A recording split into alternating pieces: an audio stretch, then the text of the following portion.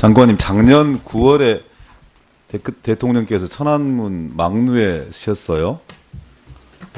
대단히 파격적인 결정이었다고 생각했습니다. 우려가 있기도 했고, 현실적으로 미국과의 관계 이런 부분들을 어떻게 지혜롭게 풀어낼 것인가에 대한 고민들도 있었고요. 오바마 행정부의 노골적인 압력도 있었다고 저는 생각합니다. 그런데 대체적으로는 국민들이 생각하기도 그렇고 정치권이 생각하기에는 이제 대한민국 외교가 뭔가 균형자적 외교 측면에서 열강들 속에서 뭔가 자신의 독자적인 행보들을 시작해 나가는 그 첫걸음일 수 있겠다. 이런 측면에서 많은 사람들이 지지하고 성원했던 게 사실입니다. 지금 1년 좀 넘었어요. 도대체 무슨 일이 있었던 겁니까? 중국은 포기하셨습니까? 네, 말씀을 드리겠습니다. 9월 3일, 9월 초, 작년 9월 초 중국 방문을 포함해서, 저희 정부의 한중 관계에 대한 입장은 처음부터 지금까지 마찬가지입니다. 앞으로 중국의 북해 문제에 대한 역할, 또 평화와 통일 과정에서 역할이 이제 분명하기 때문에. 장관님, 무슨 말씀을 주시는지는 알겠는데, 네. 근데 그렇게 뻔한 정답을 주시면 현실을 풀어나갈 수 있는 답은 안 되는 거잖아요. 예를 들어서 외교라고 하는 게 네. 양국과의 관계라고 하는 것이 우리가 일방적으로 희망하고 규정한다고 해서 그 당사자들이 그렇게 받아주는 게 아니지 않습니까? 9월 초 방문에. 네. 조금만 더 말씀을 드려볼게요. 9월 초 방문. 조금만 제가 더 말씀드려볼게요. 네. 예를 들어서 사드 배치 문제라든지 한일 군사 정보 보호 협정 문제라든지 이런 건 누가 보더라도 이렇게 말씀드려 좀 죄송합니다만 미국의 일방성들이 관철이 되어서 한미일 삼각 동맹 체제를 더욱더 굳건하게 하고 그리고 상대적으로 대륙 세력 러시아나 중국 같은 경우에는 약간 소홀해지면서 우리가 뭔가 이렇게 적대적인 개념까지는 아니지만 그 나라를 내치는 듯한 느낌들 그쪽 나라들이 갖지 않을 수 없을 거라고 저는 생각을 하는데요. 이런 상황 속에서 현실적으로 그들을 위무하고 달랠 수 있는 아니면 다른 힘으로 강제할 수 있는 문제들은 아니니까 다른 유인책들을 주어서 뭔가 예전의 과정들을 복원시켜낼 수 있는 그런 지렛대가 있냐는 말씀 드려보는 겁니다. 예. 작년 9월 초 중국 방문했을 때는 가장 중요한 사안이 이제 북해 문제에 대해서 중국과 좀 긴밀히 공조하는 목적이 이제 굉장히 중요했었고요. 또 이어서 이제 또 하나 중요했던 것은 저희가 한일중 정상회담을 2년 반 이상, 3년 반 이상 못하고 있었는데 저희의 주도로 2년 동안의 노력 끝에 이제 중국을 동의시키는 그런 중요한 그런 또 목적이 있었습니다. 결과적으로 이제 중국이 동의해서 작년 말에 한일중 정상회담이 서울에서 이제 열리게 됐다는 거, 정상화됐다는 걸 좀 말씀을 드리고요. 지금 말씀하신 그런 이제 저희의 지금 최근 사드 이후에 그런 한중 관계 관련해서 이제 우려가 이제 있으십니다만은, 그러나 이제, 저희 입장에서 한미일 삼국 간의 이런 안보 협력을 이제 강화하고, 대화를 강화하고 이런 것들은 중국을 겨냥하거나 러시아를 겨냥하는 것이 결코 아니라 이것은 금년 들어 제가 모두에서 보고를 드린 것처럼 과거와는 차원이 다른 그런 북한의 핵과 미사일 위협에 대해서 이제 미국도 일본도 위협을 느끼고 또 미국도 위협을 느끼고 저희는 또 두말을 나이거고 이런 차원에서 이제 자연스럽게 그런 것을 대화를 이제 더 강화하고 있는 것이다 이렇게 이제 말씀을 드리고요.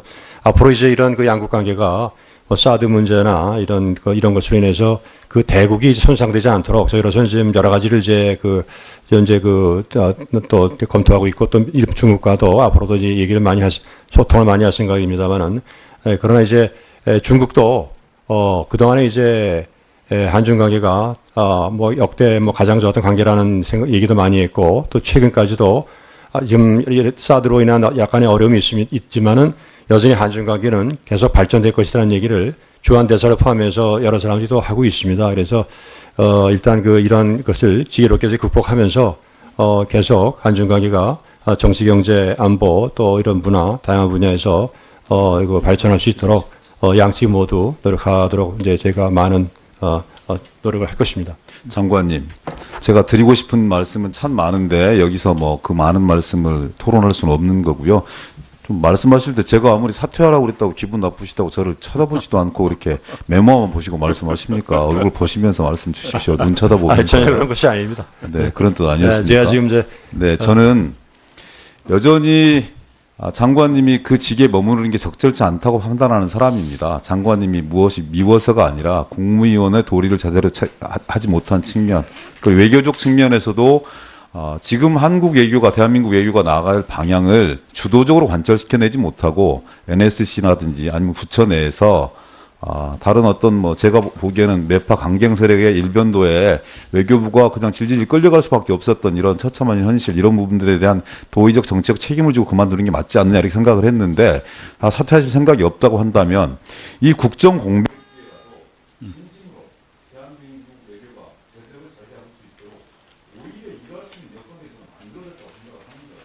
그래서 제 특권인지 모르겠습니다만 NSC 내에서도 통일부라든지 아니면 국방부라든지 아니면 이 청와대 안보실장이라든지 이런 사람들과 건강하게 좀 소신 있게 발언하시고 건강하게 맞서서 대한민국 외교가 정말 이렇게 뭔가 이 새로운 신호를 찾아 나갈 수 있는 그런 균형감의 역할을 해 나갈 수 있는 그런 주도적 역할들을 정부 내에서 그만해 주셨으면 좋겠다는 바람을 네, 뭐 제가 하여튼 뭐 분명히 말씀드립니다만은 하여튼 저는 취임 이후 지금까지 자리에 대해서 초도 연연하지 않고 또 그러한 각오하에 어떠한 그 어려운 문제가 있는 경우에도 누구 앞에서든지 간에 또 어떠한 회의체에 있었든지 간에 항상 제 입장을 분명하고 소신껏 전달을 하고 전달해 왔다 이런 점 말씀드리고 앞으로 이런 그 어려운 그런 상황 속에서도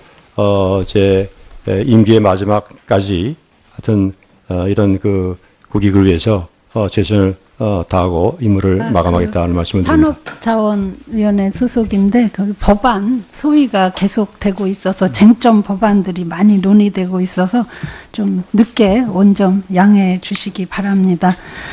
지금 그 우리나라를 둘러싼 국제 환경이 아주 매우 격변하고 있는 시기입니다. 정말 우리 모두 정신을 바짝 차리고 그 공직자들은 특히 아주 국가를 위해서 열심히 해야 된다고 생각을 하고요.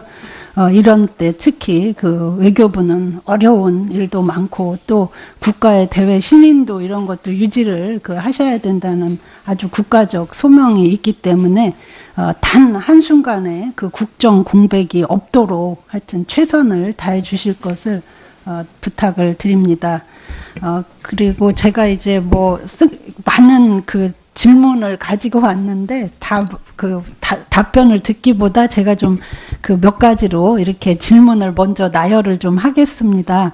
그 미국 대선 과정이 몇 개월이 진행이 됐는데 사실 우리나라에서는 거의 그 언론을 중심으로도 그렇지만 많은 전문가들이 거의 힐러리 후보의 당선을 확정시하는 그런 분위기다 보니까 사실 이 트럼프가 당선된 것도 우리에게는 사실 좀 충격적으로 받아들여졌고 또 그 대비가 제대로 되어 있나 하는 걱정을 이제 많이 하게 됩니다. 그리고 제가 최근에 다른 또 뉴스나 이런 거를 보니까 그 트럼프 후보 측에서 이제 당선자인데 당선자 측에서 우리나라의 그 언론과 국민이 일방적으로 그 힐러리 후보를 지지했다 하는 이런 그거를 알고 있어서 상당히 초반부터 좀 부정적이고 우리에 대해서 좀 불쾌감을 가지고 있다 하는 제가 기사를 또 본 적도 있습니다. 그래서 외교부에서는 형평성 있게 잘 준비했다고 이제 말씀은 하시겠지만 이제 우리 국민들 모두가 좀 하여튼 우리가 좀 제대로 이 트럼프 당선인이 되는 거에 대해서 준비가 돼 있나 이런 그 걱정을 이제 많이 하고 있다는 말씀을 드리고요. 특히 이제 이 미국 정부는 우리나라의 발전 자체가 그 한미 동맹에 아주 기반해서 성장한 게 사실이기 때문에 미국이 정부가 어떤 정책을 하느냐, 어떤 정부가 들어서느냐 이런 게 우리나라에 아주 모든 전방위적으로 큰 영향을 이제 미칠 수밖에 없습니다. 특히 그 대북 정책에 관해서 우리가 걱정을 많이 하고 있는데요. 트럼프 후보는 그 경선 과정에서 한 번은 김정은을 미치광이라고 했다가 또 한 번은 김정은과 햄버거를 먹으면서 대화를 하겠다는 등 우리로서는 상당히 그 일관성 없게 이런 그 내용들을 얘기하고 그래서 그 외교부에서는 이걸 어떻게 이제 판단하고 계신지 조금 이제 국민들이 불안하지 않도록 어떤 대책이 있으신지 그걸 좀 말씀을 간단하게 해주시면 좋겠고요.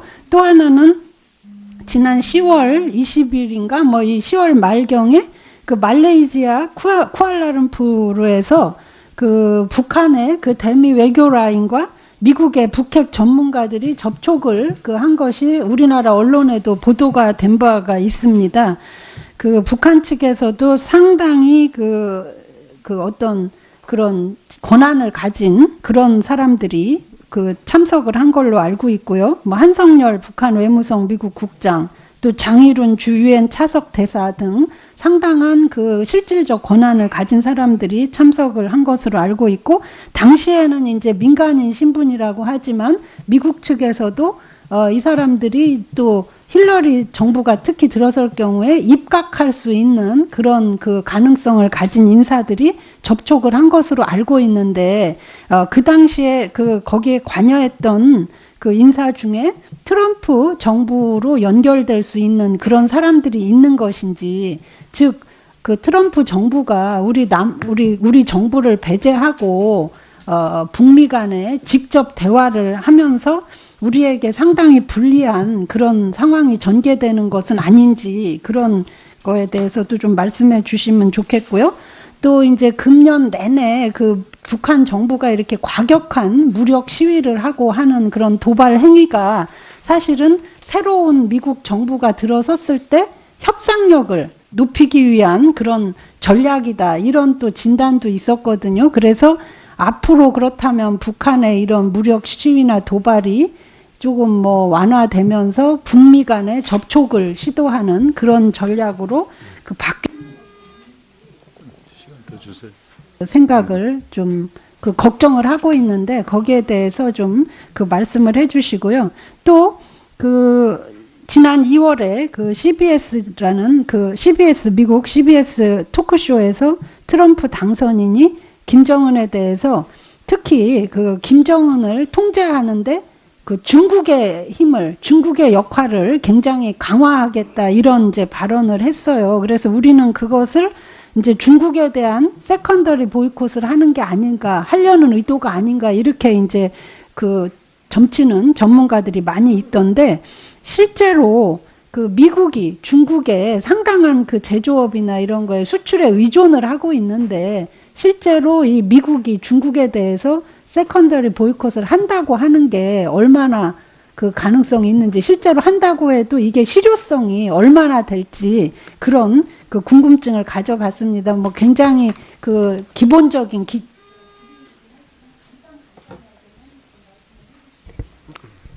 예, 이제 그 트럼프 행정부의 그 대외 정책, 또 대한반도 정책이 아직 이제 그 구체화되지 않은 상태이기 때문에 어떤 그 미리 이해단에서 이제 말씀드리는 것은 이제 좀 아직 이르다고 생각됩니다만은, 그러나 이제 최근에 이제 대통령과 트럼프 당선인과의 11월 초 정상 통화에서도 우리가 알 수 있는 것처럼 트럼프 당선인도 한미 동맹의 중요성을 아주 잘 알고 있다. 그래서 동맹과 또 북한 문제에 대해서는 우리 한국과 100% 같이 하겠다, 함께 가겠다, 이런 얘기를 이제 통화를 통해서 얘기를 했고요. 또 이어서 저희 그 지난 한 열흘 전에, 2주 전에 그 정부의 고위 대표단이 이제 워싱턴을 가서 트럼프 측의 이제 그 외교 안보 보좌진들과 광범위하게 이제 대화를 했습니다만은, 그 과정에서도 이런 북핵 문제의 그 엄중성과 시급성을 포함해서 저희 동맹과 관련된 주요 이슈에 대해서 전반적인 그 공감대가 있었습니다. 또 공화당이 이제 상하 양원을 장악하고 있기 때문에 공화당 의회의 그런 전반적인 그래 강경 기조가 좀 전체적으로 계속 유지될 거라는 그런 이제 판단도 이제 많이 하고 있고요. 그 최근에 있었던 그 트랙 2 말레이시아 접촉은 미국 정부가 누차 밝힌 것처럼 미국 정부와는 전혀 관계가 없이 민간선에서 늘상 해오던 그런 이제 민간 대화입니다. 특히 말씀하신 그 과거 정부에 있었던 인사들은 민주당계 인사이기 때문에 공화당에 이제 포함될 수 있는 가능성은 이제 사실상 없는 것으로 되게 알려지고 있고요. 뭐 이런 것이 앞으로 트럼프 행정부의 뭐 직접 대화를 예고하는 그런 시사로는 보기 어렵다, 이렇게 이제 말씀을 드립니다. 그리고 북한이 앞으로 그 이제 이런 무력 시위 또는 전략적인 도발을 통해서 앞으로 이제 미국과 협상을 이제 그 도모하지 않겠는가 하는 그런 이제 말씀 관련해서 저희로서는 아까 제 모두에 보고 드린 것처럼 북한이 지금 5차까지 핵실험을 하고 병진 노선을 포기하지 않은 상태에서 단순히 그런 하나의 평화 공세 차원에서 진정성이 없는 협상하는 것에 대해서 앞으로도 이제 미국 행정부, 신행정부와 여러 가지 저희 입장을 분명히 전달을 하고 또 같이 지금과 같이 공조를 강화해 나갈 수 있도록 노력을 할 생각입니다. 그리고 중국의 역할 관련해서는 이제 특히 트럼프 당선자가 많은 관심 있는 분야긴 하고 그렇기 때문에 앞으로 이것이 어떤 분야에서는 이제 그런 역할을 더 이제 독려하는 쪽으로 나올 수도 있을 것이고 또 어떤 측면에서는 이제 좀 더 경쟁적인 측면 또 압박적인 측면도 나올 수 있을 것으로 봅니다만은 아까 모두에 말씀드린 것처럼 신행정부의 관련 인사들이 앞으로 어떻게 이제 구체적으로 임명이 되고 어떠한 정책으로 이제 정책을 위반하느냐에 따라서 좀 좌우될 수 있기 때문에 좀 더 예의주시하면서 앞으로도 저희가 한미 간에 많이 이제 협의를 해야 될 필요가 있다 이렇게 말씀을 드립니다. 네, 최현혜 의원님 수고하셨습니다. 9월 3일 9월 초 작년 9월 초 중국 방문을 포함해서 저희 정부의 한중 관계에 대한 입장은 처음부터 지금까지 마찬가지입니다. 앞으로 중국의 북해 문제에 대한 역할, 또 평화와 통일 과정에서 역할이 이제 분명하기 때문에. 장관님, 무슨 말씀을 주시는지는 알겠는데, 네. 근데 그렇게 뻔한 정답을 주시면 현실을 풀어나갈 수 있는 답은 안 되는 거잖아요. 예를 들어서 외교라고 하는 게 네. 양국과의 관계라고 하는 것이 우리가 일방적으로 희망하고 규정한다고 해서 그 당사자들이 그렇게 받아주는 게 아니지 않습니까? 9월 초 예를 들어서 방문에. 네. 조금만 더 말씀을 네, 드려볼게요. 9월 초 방문. 조금만 제가 더 말씀드려볼게요. 네네, 네.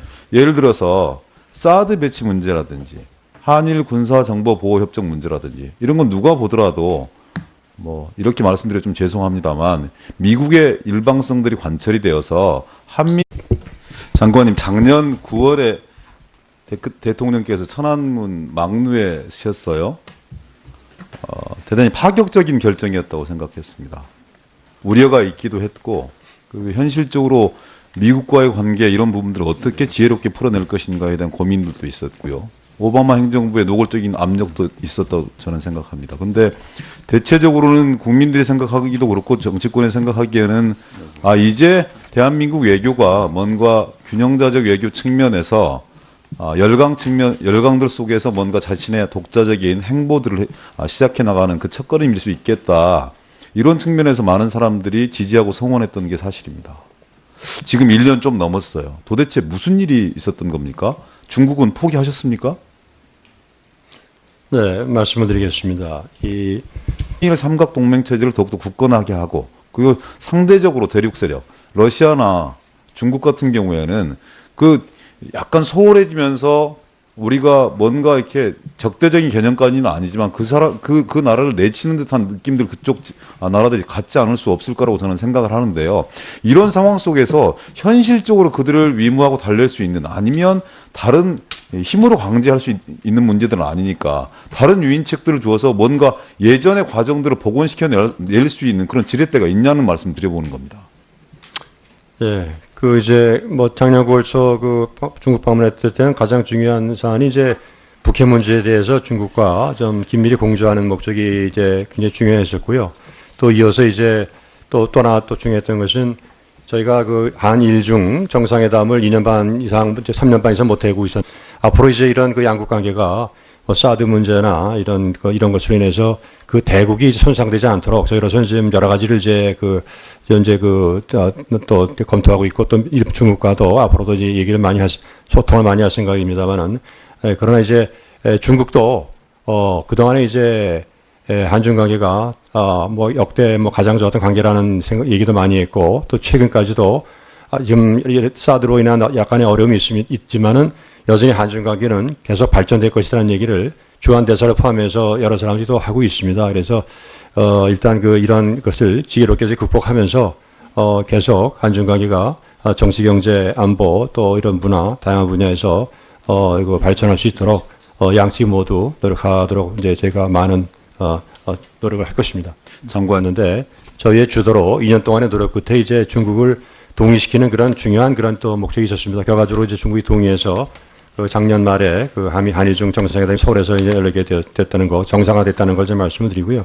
지금 말씀하신 그런 이제 저희의 지금 최근 사드 이후에 그런 한중 관계 관련해서 이제 우려가 이제 있으십니다만은, 그러나 이제 저희 입장에서 한미 삼국 간의 이런 그 안보 협력을 그 이제 강화하고 아니 대화를 강화하고 이런 것들은 중국을 겨냥하거나 러시아를 겨냥하는 것이 결코 아니라 이것은 금년 들어 뭐 제가 모두에서 보고를 드린 것처럼 과거와는 차원이 다른 그런 북한의 핵과 미사일 위협에 대해서 이제 미국도 일본도 위협을 느끼고 또 미국도 위협을 느끼고 저희는 또 두말을 나이 거고 이런 차원에서 이제 자연스럽게 그런 것을 대화를 이제 더 강화하고 있는 것이다 이렇게 이제 말씀을 드리고요.